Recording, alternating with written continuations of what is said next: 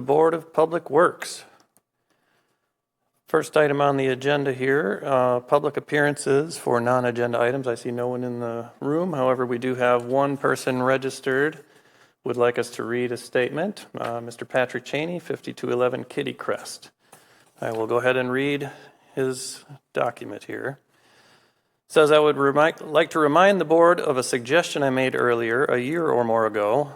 I suggest Public Works investigate adding mosquito controls to the city's stormwater ponds. More ponds are built every year, and effective maintenance of this nuisance is part of that. Check for mosquito larvae and see how bad these ponds contribute to their populations. Staff might try obtaining water samples or ask if the UW-Madison Department of Entomology would be interested in field work to check the ponds for mosquito larvae. And he provides a link here, entomology.wisc.edu. Mosquito outbreaks ruin the summer season. Anything to control mosquitoes helps. Earlier, I suggested an option of aerators, but I heard back that the DNR does not like that and wants water to settle out particles. Aerators and electric supply have a cost. An option is the bacteria BTI and is known control of mosquitoes. From the internet, quote, Bacillus thuringiensis israelensis, oh yeah, that's a good one, BTI, is a naturally occurring soil bacterium that can effectively kill mosquito larvae present in water. It is one of many strains of Bacillus thuringiensis, each having unique toxicity characteristics, unquote. Last year was somehow unusually low on mosquitoes, but that is not to be expected. Investigate this now and prepare for the more natural annual larva outbreaks. If this happens, as usual and normal and expected, Public Works could act on this. Thank you, Patrick. Moving on, do I hear a motion to approve the minutes from our May 6th meeting? Approve. I'll move approval. I'll second. Okay. There being only 3 of us here tonight, I don't believe a second is actually necessary, but it's a good habit to be in. All right. Is there any discussion? None. Hearing none, I will call the vote. Everybody in favor of the meeting, say aye. Or the minutes, say aye. Aye. Aye. Aye. All right. Next on the agenda, report from the Director of Public Works. Tim, take it away. Thank you. Some project updates for everyone. Our Phase 2 and 3 Sain Road reconstruction project. We're working through some utility coordination on both phases of that project. Our 2024 street resurfacing project is underway. Roman Road and Grandview Road are bindered and resurfaced. Seminole, McGaw, and Dahmers, we're looking to have that complete this week with surfacing. And then Country Vineyard subdivision, which is off of Seminole Highway, will be milled later this week. And then our 2024 street maintenance project, that's our crack filling and chip seal. We're looking to refer out the contract for construction of that at our May 28th, 2024 Common Council meeting. And that's the contract, or the low bid was Thunder Road LLC in the amount of $1,070,889.91. And then our 2024 sidewalk replacement project, we're looking to have that advertised at the end of this month. Next up's our Fitchburg Road Goose Lake Stormwater Project. The interlocal agreement with the town of Verona and the scope of work for engineering services. There'll be 2 separate agenda items, and those are going to be referred out at the May 28th, 2024 Common Council meeting. And then our well 12, which is our new well that's going in the Stoner Prairie neighborhood, we're looking to have the bid opening next month for that project. And then for a stormwater project, our Greenway Cross stormwater project, we continued construction work on that project. The detour route for that project continues to be the West Beltline frontage road and Coho Street. And we're looking to have that project wrapped up next month. And then lastly, our Fitchburg Road reconstruction project, that's from Tonto Trail to Nesbitt Road. AECom is currently addressing engineering staff's comments on the 90% design for that project. And with that, does anyone have any questions? Just one on the Stoner Prairie well. Where's that going? That's going in the North Stoner Prairie neighborhood. That's on the corner, I believe it's Velt Drive and Wayfair Street, next to the, just west of the park there. Dave, you had a question? Your mic's not You're on. muted. All right, I'm sorry. This is a request. Monday, a week from on the 27th, we'll be having the Memorial Day service at the Gorman Park. Could you talk to Mark, see if we could get some temporary signs out there? It's real easy to fly by there. One coming down Fish Hatchery Road, and one maybe coming the other way. Before you hit the city, our maintenance facility there. I don't know if we have some flashing temporary ones, or a placard board or something. A lot of people, usually that's pretty well attended. Sure, will do. I'll speak to Mark tomorrow about that. Okay, thank you. You're welcome. Any other questions for Tim? Okay. Moving on, let's take a look at the utility P card and check purchases. Everybody have a chance to review those? Any? I don't have any questions. No questions? Don? I do have one. Page 4, it's a toilet rebate. Do we give rebates out for people buying toilets? I guess I didn't know that. Yes, we do give rebates for people buying toilets, so it's a more energy efficient toilet that uses less water to flush, and there's certain criteria they need to meet with the older toilet, and they need to show proof of the age of that toilet and the gallons per minute that it was properly disposed of. How many of those do we do every year? Like my house is it was built in 95, and it had toilets with 1.6 gallons per flush, and those don't qualify. You got to have the super old ones that were 3 or 5 gallons per flush. I believe so. How old would that toilet be? Yeah, we get a couple a month, I would say.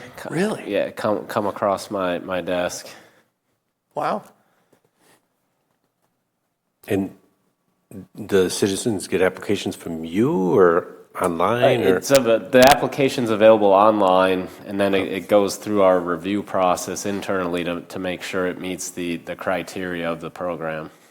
Okay, thanks.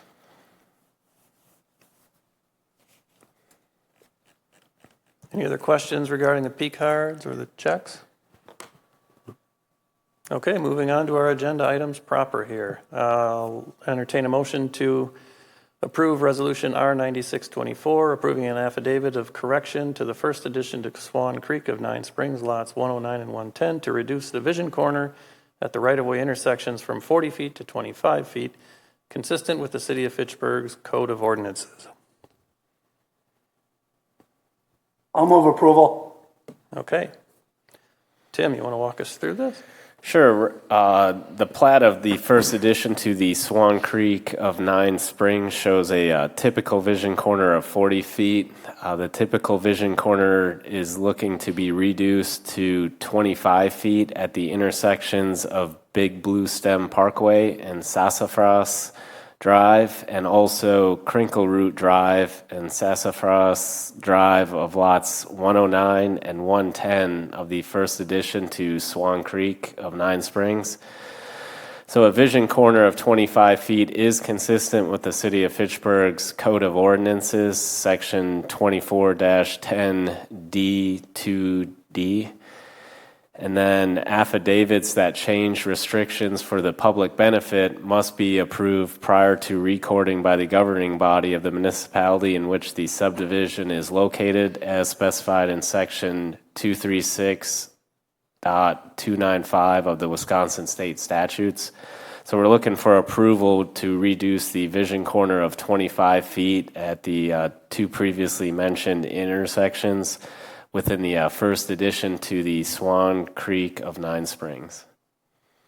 And with that, does anyone have any questions? Dave, go ahead. What's driving this? You know, this has been this way for a while. What's the main rationale here? So it's the developer that's driving this for Inspiration Point, which is the development. It's single-family homes and duplexes going in, and by reducing it from 40 feet to 25 feet will allow the buildings to be closer to the right-of-way. So it's giving them a little bit additional room on the northwest and northeast corner of that development. The southeast and southwest corner will remain the same 40 feet, which is on East Sherrill Parkway. I was going to ask about why was it? Yeah, I presume it's because of the much larger traffic volume on Correct. Sherrill. Yeah. And so what are the required setbacks here? Are we changing the setbacks, or is this just sightlines are something on top of the setbacks? Yeah, sightlines are just something on top of the setbacks. Nothing's changing with the setbacks. Okay. So it's just really redoing the northeast and northwest corner in accordance with the ordinance that's allowed. What is the setback? We allow anything. The setback, I'm not sure what. That's more of a planning. Yeah. And again, the 40-foot was established when they bought the property, so they knew about it. They're just requesting. It was established when it was platted back in 2014. It looks like that's when that was recorded. So we don't know what the setback is. We don't know what they're developing. So there could be a really high density 1 foot away, or someone puts a fence line there. 25 feet isn't much for vision triangle for cars in that development. We've seen schematic designs of what's going in there. It's going to be like 60 small lot, single-family homes. You can find those drawings in various plan commission or common council agenda packets. Yeah, Dave? Tim, are you concerned, you know, it'll be less safe with the smaller, you know, with the oversight, you know? Are you concerned, is there any concern with safety? No, we reviewed it. Transportation did within engineering, and we feel comfortable with the 25 feet site distance, and that's the minimum allowed per our ordinance. Okay, thank you. So, Tim, there's existing sidewalk. Is that going to come out with this development, or is that staying in? The sidewalk's staying in. Okay, so you can look at the Google satellite imagery to see what it looks like right now, and I guess I'm not sure, like how far interior from the sidewalk would the lot lines be? Is that like right up against the sidewalk? I believe the property line should be 1 foot behind the back of sidewalk. Okay. Yeah, so I tried to go through this exercise where I got on Google Map and I did some measurements and I thought, well, what the heck is going on here? It's very close. And then I asked Tim about it. He reminded me that the drawings in the agenda packet where they show the curves, those are property lines. Those are not the curb of the street.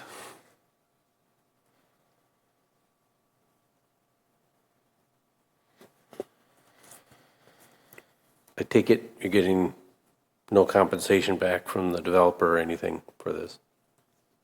No compensation back.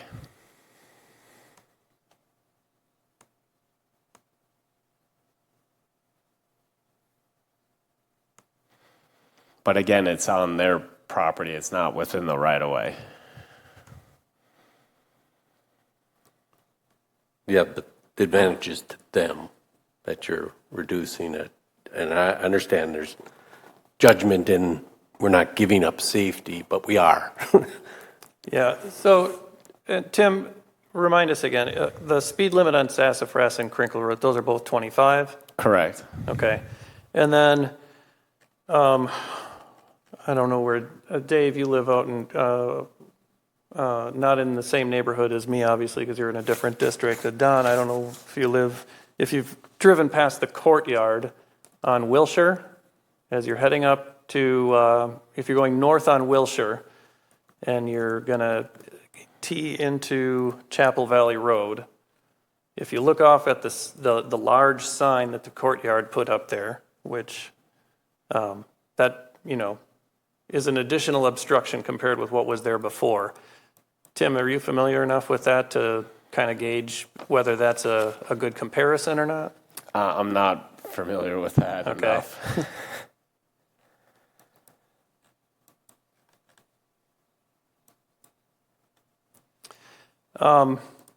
Will there be any additional signage at either of these intersections then? I think they talked about putting in, right now there's yield signs at the intersection and potentially putting in a stop sign and a stop bar. But I'd have to confirm that with Ross. Okay. Google Street View isn't showing any signs at all.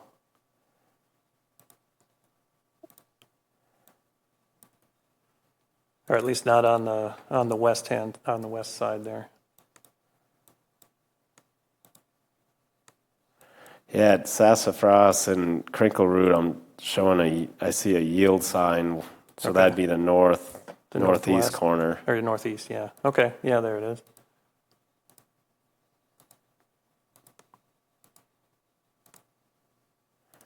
Yeah, in the northwest corner, there's nothing on that side.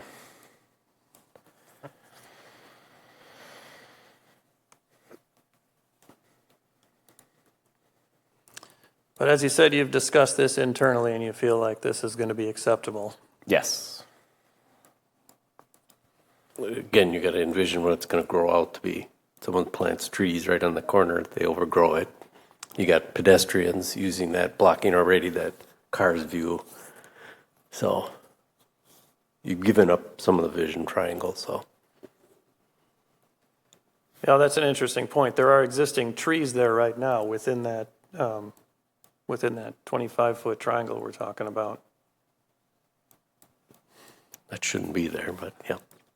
Well, and right now this is undeveloped, so those may or may not have been, they're not in the terrace. So they are probably, I don't know, buckthorn or something that sprouted by itself and nobody chopped it down.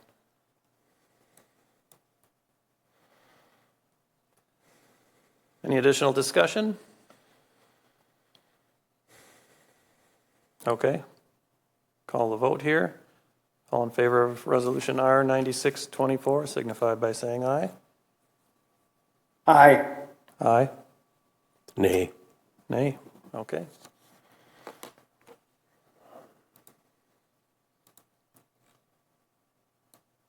Moving on. Would someone care to move approval of Resolution R 8124 approving the purchase of a 2019 Case 590 SN tractor backhoe? I'll approve R 8124. Okay. Tim? Second. Public Works Streets has budgeted $155,250 for the replacement of the 1997 Caterpillar backhoe. Public Works Streets located a quality used 2019 Case 590 SN for a cost of $92,000 from Brooks Tractor Incorporated in Sun Prairie. The price of $92,000 from Brooks Tractor includes 4 new tires installed on the 2019 case. Brooks Tractor has estimated the value of the existing 1997 Caterpillar 426 at $20,000. $20,000 would be used as a reserve price to auction the 1997 Caterpillar 426 at Wisconsin surplus. So we're looking for approval of the purchase of the 2019 Case 590 SN from Brooks Tractor Incorporated and authorizing $92,000 for this purchase. And then we're also looking for authorization to auction the 1997 Caterpillar 426 at the Wisconsin Surplus Auction with a reserve price of $20,000. If the reserve is not met, we're looking for authorization to trade the Caterpillar 426 into Brooks Tractor for $20,000. And with that, does anyone have any questions? Yeah, Dave. Tim, can you elaborate on what is, I obviously know what a backhoe is. What are they using it for? What are the typical uses that are being used for this? Yes, so this backhoe is particularly used for small digging projects such as black top patches, storm sewer repairs, and trenching. We'll also use it to clear snow from the bus stops in winter. And then if our main loader is being used or is broken down, this would be used as a backup. Sometimes we also use it to load salt in the winter. So the one we're looking to purchase, we had our mechanic Rob and also Russ, our streets team leader, go up and take a look at it and inspect it. And, they were happy with what they saw. Mark also followed up with the previous owner, which was a township adjacent to La Crosse, and spoke to them, and they used it for everything. So it has about 2,000 hours on it. It's in great working condition, they said. The only reason they traded it in was just to get a new one. That's it. And then our existing 1997 has about 4,000 hours on it as a kind of a comparison.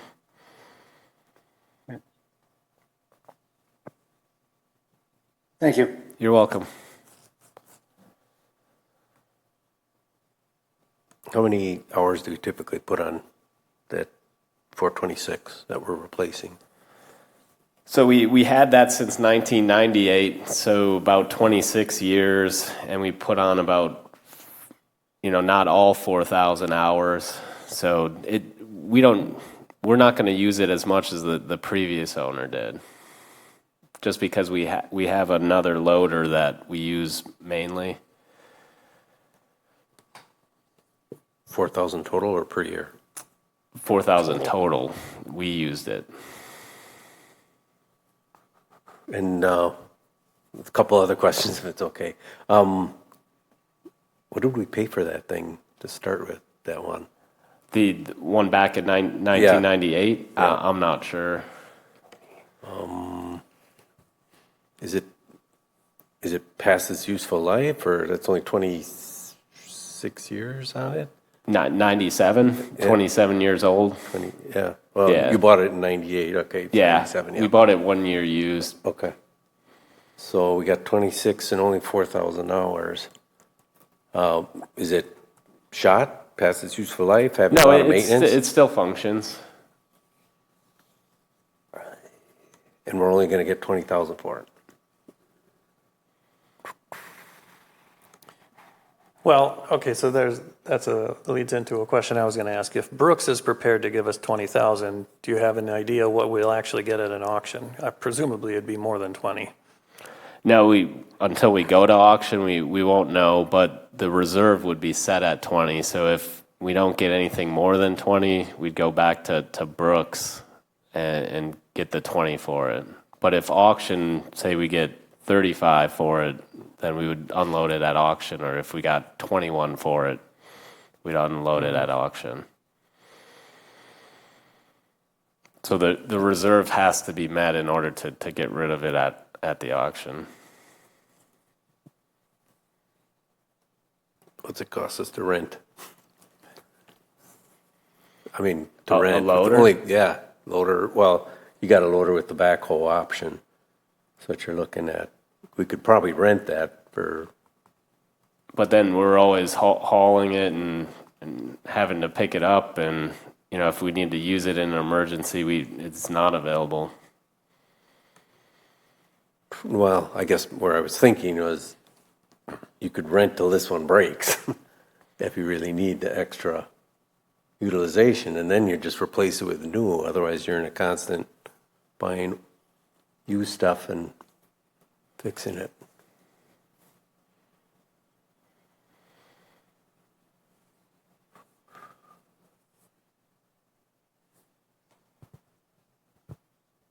Is there a question in that? I mean, maybe wondering why we're making this purchase if we've got one that's still functional? Yeah. Is this just an opportunity that we came across because we knew a guy who knew a guy? Well, no, the opportunity is that the city, on all our vehicles and equipment, we have a replacement policy in certain number of years. So, it's better to replace something sooner versus until it breaks down, then you don't have it in times of emergency. So, the city's laid out a plan that every piece of equipment and vehicle we have, we replace a certain number of years, whether it's functioning or not. Okay, so this thing has probably been in the This CIP is for 10 years. past due, I believe. So, the city got its 27 years out of it.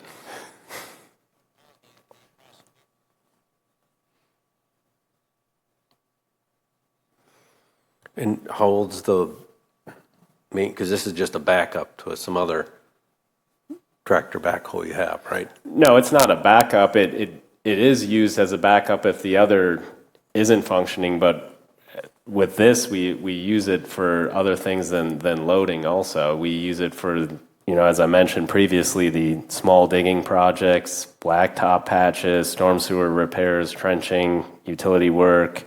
We clear snow with the bus stop, so it's not just sitting there being a backup. It's getting utilized. It's just not utilized as a loader because we also have a loader. But this is also a backhoe. It's a dual combo piece of equipment, so it functions on multiple fronts for us. So you don't have another backhoe. This is your only backhoe. Yeah, this is our only backhoe Gotcha. loader. Correct.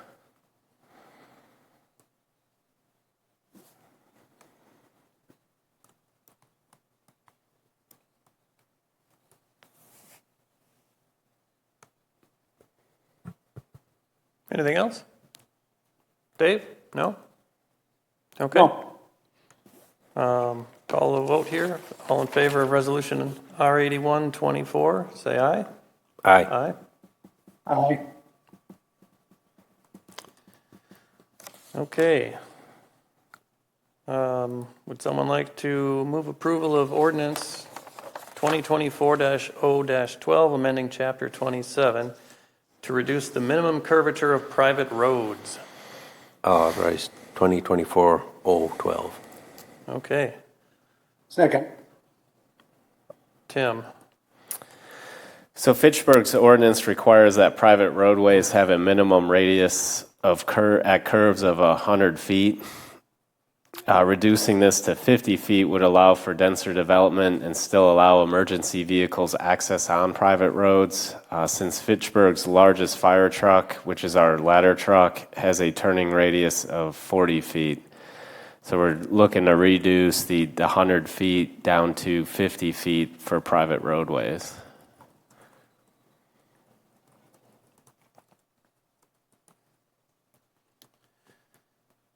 Any questions? Yeah, Dave. I have a question. The private roadways, residents can park along those, can't they? I'm assuming. Correct. All the private. Can we even get a fire truck down it if residents are parking on it is my, Yes. okay.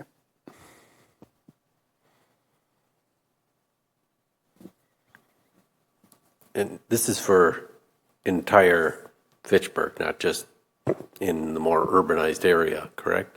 The carte blanche change. Any private road within Fitchburg.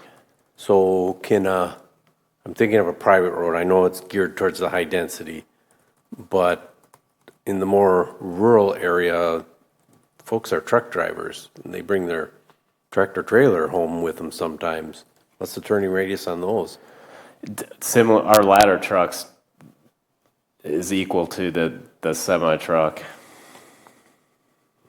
For some reason, I'm thinking 50 foot or more is turning radius for some of those bigger things, but I don't know that. Do you have a The fire department is good with this? Yes.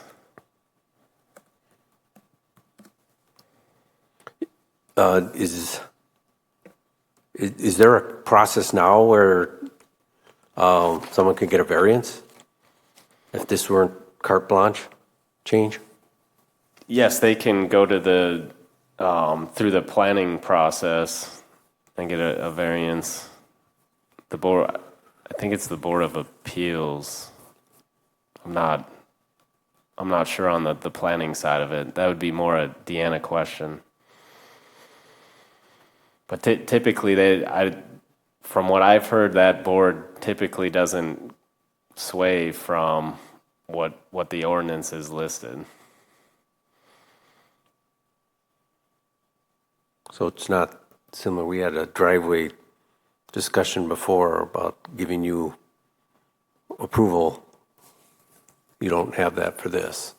If you do your engineering judgment and say it's not going to affect it here or there in a certain location, you don't have that authority now to approve a variance, you're saying. Correct. The Director of Public Works does not have that authority. Tim, when this says private roads, does that include driveways? Or is this? No, a driveway is not a private road. Okay. So a private road, the private roads within the city are the roads that are have the word way after the name roadway. So any, like, let me just bring up a road, for instance, like Cornerstone Way, that would be a private roadway.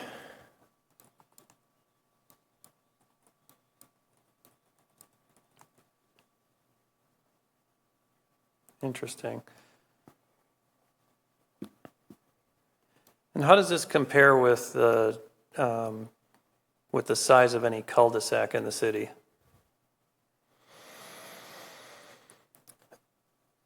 The cul-de-sac, I would have to look up the ordinances for cul-de-sac and compare I mean, I would that to assume the that side. the radius on a cul-de-sac would need to be factored into the fire department's calculus as well. And I don't think that all the cul-de-sacs are 200 feet in diameter. No.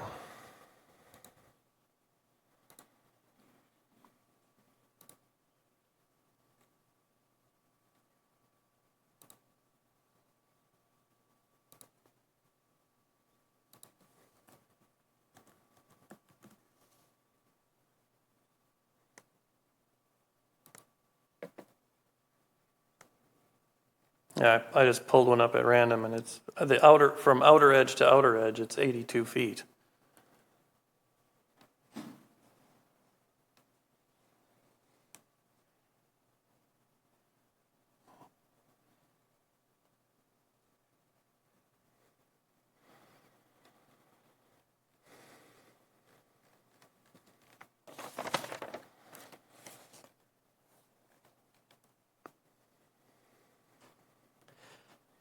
So when you say these are private roads, I guess that would also include, like in Terra Vesa, style of development where we have the regular roads and then the alleyways leading to the garages. The alleyway would be an alleyway, not a private road. Okay. So what does it actually mean to be a private road? Is the city not responsible for snow removal and maintenance and stuff? Snow removal, I'm not entirely sure of, but maintenance we would not be. So we wouldn't be resurfacing, or maintaining those streets. So are all those governed by condo associations or homeowners associations or something? Yeah, there'd be some agreement where they would maintain that, be responsible for the operation and maintenance of that roadway.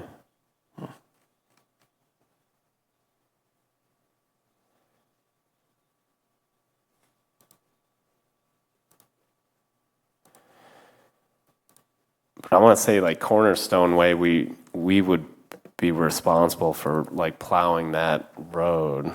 And I can take a look at our plow map routes.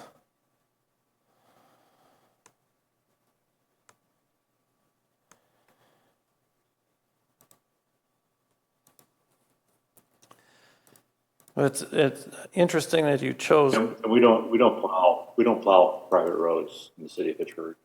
We don't? Okay. Thanks, Paul. Interesting that you chose Cornerstone Way because it's got Keystone Way that tees into it and is like a horseshoe style. And from Cornerstone to the farthest point on Keystone is only 142 feet. Say that I was looking at the plow route, sorry. Yeah. Could you restate that? Yeah, if you look at, so Cornerstone goes through and then Keystone is like a horseshoe around it. Mm-hmm. And from Cornerstone to the farthest point of Keystone is only 140 some feet. So I mean, technically, it looks like that would be in violation of our current ordinances.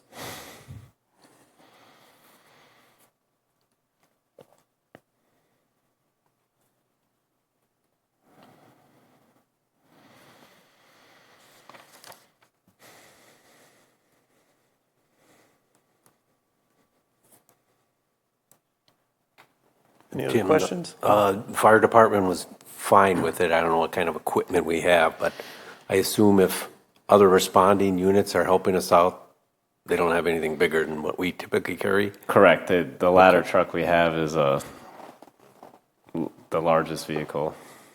Okay.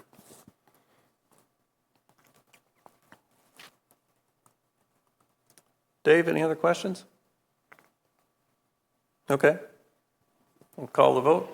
All in favor of ordinance 2024-0-12, signify by saying aye.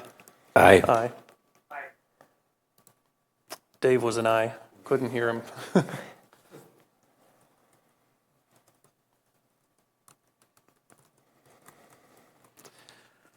Moving on, we've got another ordinance change. Looking for a motion to approve 2024-0-14, amending Chapter 68 to extend the 40-mile-per-hour speed limit on Fitchburg Road.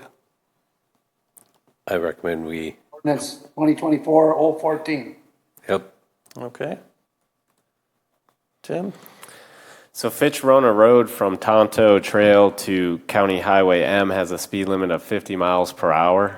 Fitch-Rona Road from Tonto Trail to Nesbitt Road has a speed of 40 miles per hour and is being reconstructed in 2025 to an urban section with curb and gutter and a roundabout at Lacey Road. This road is also a shared jurisdiction between the town of Verona and city of Fitchburg. The Verona Town Board has already approved the speed limit change contingent on approval by Fitchburg. 40-mile-per-hour speed limit is appropriate due to the section north of Tonto Trail already having a 40-mile-per-hour speed limit, the narrow lane widths, and the potential residential development in Fitchburg south of Tonto Trail that is part of the South Stoner Prairie Neighborhood Plan. So we're looking for approval to reduce from 50 down to 40 miles per hour along this segment of Fitch-Rona Road.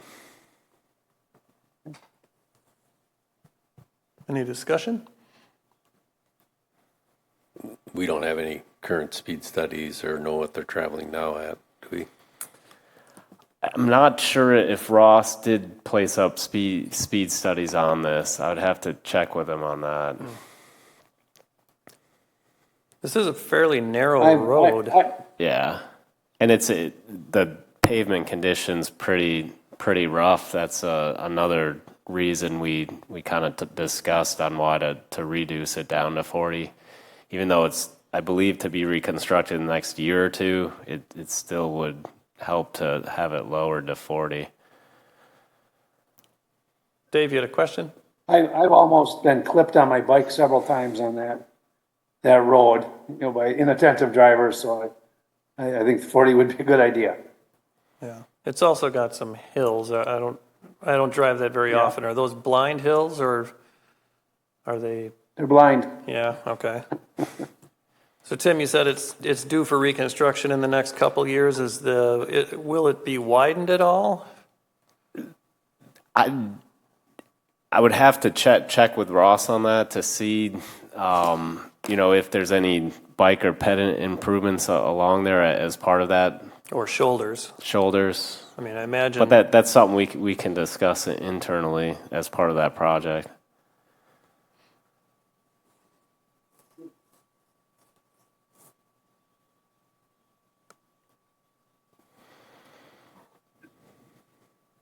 Okay. No other discussion, then I'll call the vote here. All in favor of ordinance 2024-0-14, signify by saying aye. Aye. Aye. Aye.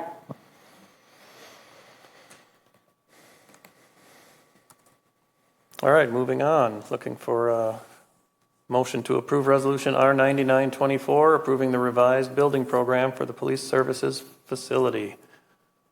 I motion R9924. Okay. Tim, you want to say a few words or just introduce Paul? I'll introduce Paul for this agenda item. All right, thanks, Tim. Good evening, everyone. Paul Woodard, Senior Engineer with the Department of Public Works. So what you have before you tonight is a revised building program for the police services facility based on the council's not approving in February 13th council meeting the original building program and design we came up with. We've gone back and working with the architect, the police department, and Fitchburg construction to revise the square footage down to 52,000, a little over 52,000 feet to get it down to $35 million budget, which does not include about $5 million of sustainability improvements. So that's kind of currently where we're at. One of the big changes in the building, of course, is the removal of any of the training facilities, and including the community room, which has also served as a training room. That's been eliminated from the budget in the building program as well.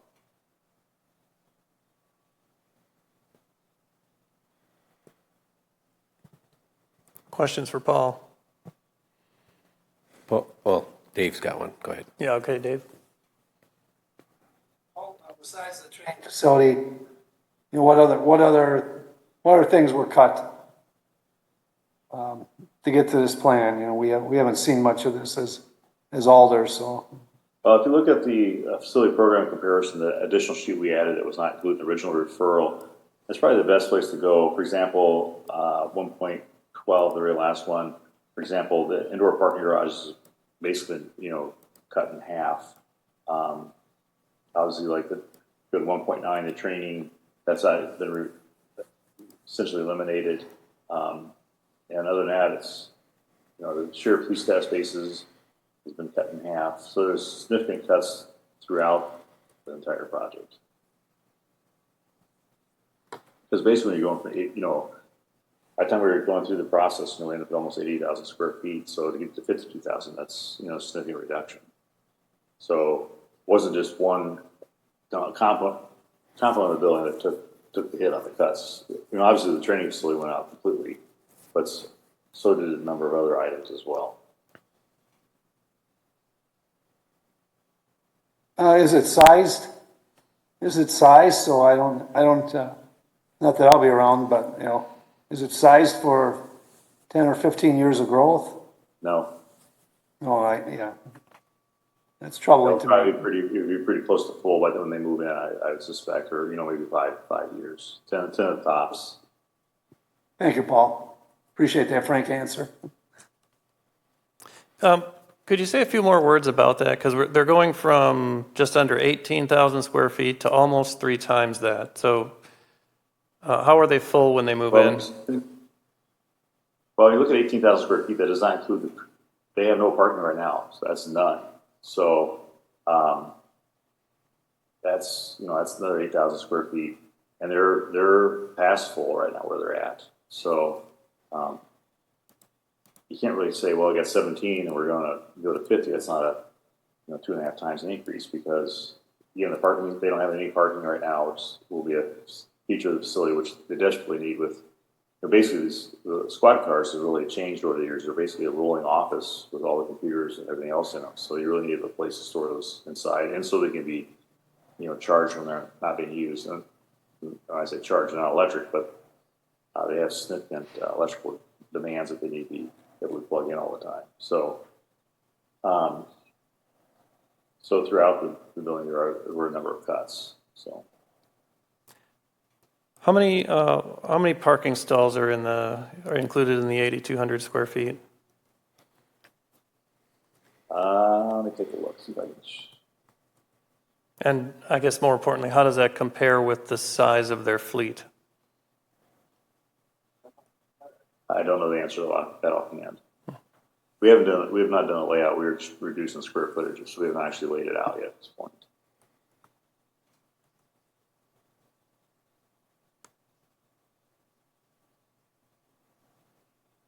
Paul, does this downsize affect the grant you were going to get? I don't know if the pieces are online, but my understanding of that grant was only if there was a training facility component. So if there's no training facility component, then the grant goes away. So the net effect, the building probably ended up actually costing the city more. If we had been successful in getting the grant to cover the cost of the training facility, because we had included a number of eligible items in that grant. So, because my understanding is that grant will not. Those grant funds can't be used because it's not a training. There's any training components to it.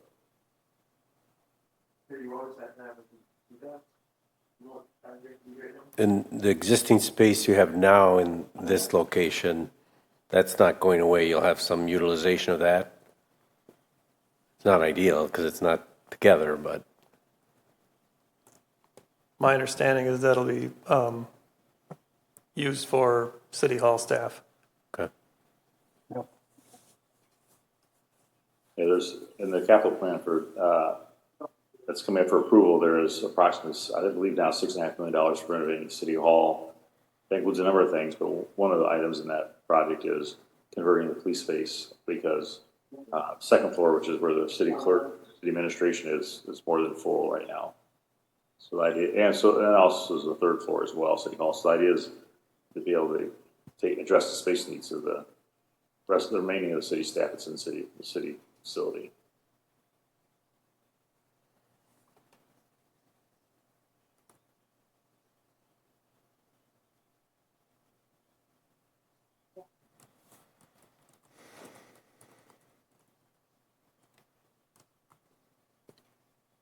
Don, Dave, anything else? Just, Paul, for my clarity again on that grant, that's kind of disturbing. We're not going to have it. But the training facility, you're talking about the just training rooms, not the live range or anything like that. It was contingent on, correct? No, what I'm saying, what was in the building plan that went to the council on February 13th included the capabilities for installing a live range. It was really more of a tactical training room. The idea is we've got a grant we funded to be able to put the live fire in it. And then also there was a DAT room, which is defense arrest tactics room, basically where it's a padded room to being practiced or defensive tactics. And then there's also a community room, which has now been eliminated as well. So, and the grant was going to cover those items. But again, we did not formally receive the grant, but was a pretty good chance we were going to get it.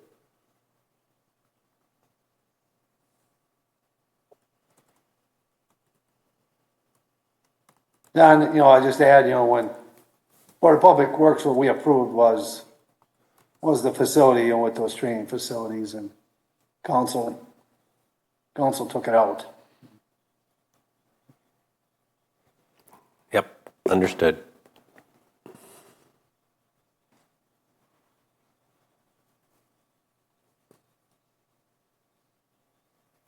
Anything else?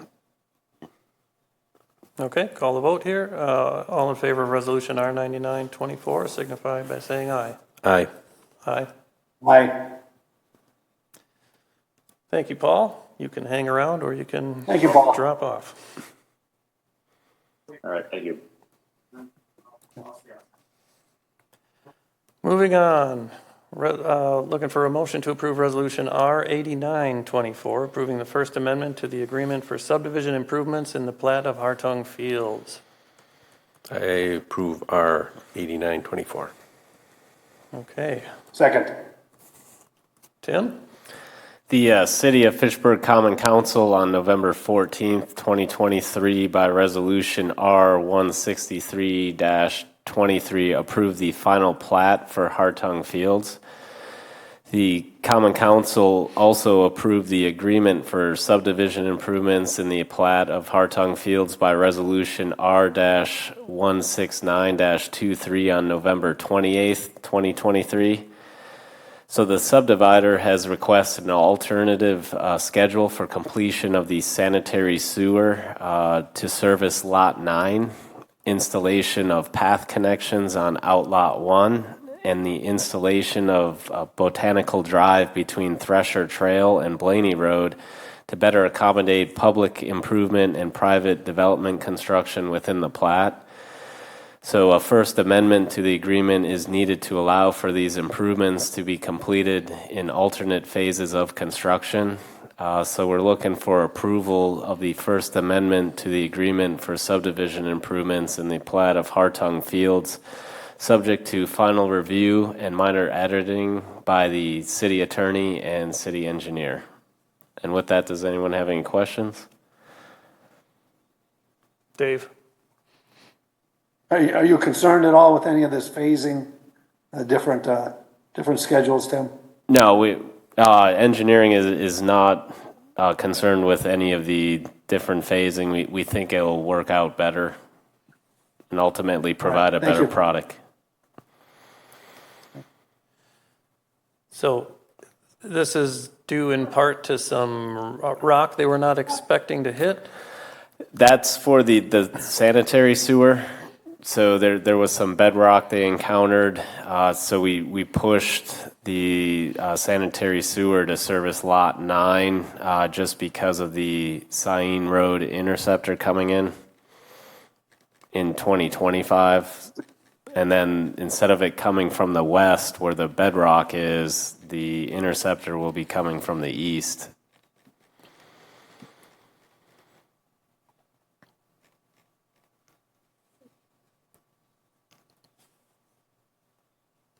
Don? Are we going to get dinged from Madison for the extra overrun to do this? No, we won't get dinged. Okay.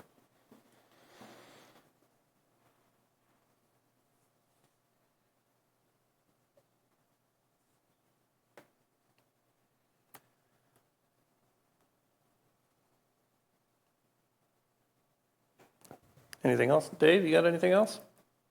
Okay. No, I don't, Bill. I will call the vote. All in favor of Resolution R8924, say aye. Aye. Aye. Aye. All right. Moving on to announcements. The next Board of Public Works meeting will be Monday, June 3rd. Same time, same place. And, I move adjournment. all right. Second. All right. All in favor of adjourning? Aye. Aye. We are adjourned at 6:24 p.m.